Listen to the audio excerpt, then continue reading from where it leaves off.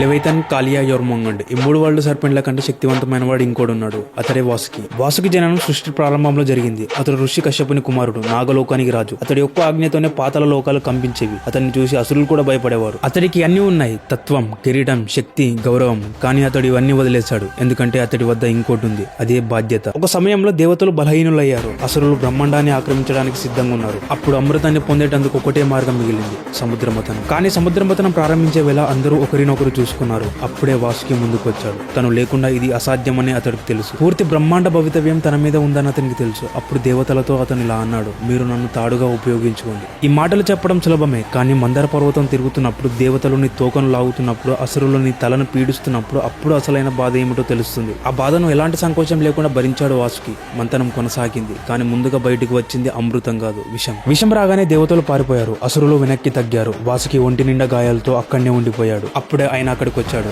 మహాదేవుడు. ఆయన ఆ విషయాన్ని తాగాడు. అందుకే అతనికి నీలకంఠుడు అనే పేరు వచ్చింది. మతనం తర్వాత వాసుకి పూర్తిగా కుంగిపోయాడు. అప్పుడు మహాదేవుడు అతడికి తన మెడపై స్థానం ఇచ్చాడు. వాసుకి లేకపోతే ఎప్పటికీ అమృతం వచ్చేది కాదు, దేవతలు గెలిచేవారు కాదు. అంత చేసినా అతడికి అమృతం కూడా ఇవ్వలేదు. కానీ అతని త్యాగాలే అమృతం తాగకుండానే అతడిని అమరుణ్ణి చేశాయి. అందుకే గుర్తుంచుకో, మన ఈ బ్రహ్మాండం కేవలం హీరోల వల్లనే కాదు, నిస్వార్థ త్యాగాలు చేసే వారి వల్ల కూడా నడుస్తుంది. నెక్స్ట్ పార్ట్ లో ఆదిశేషుడు గురించి చెప్పనా?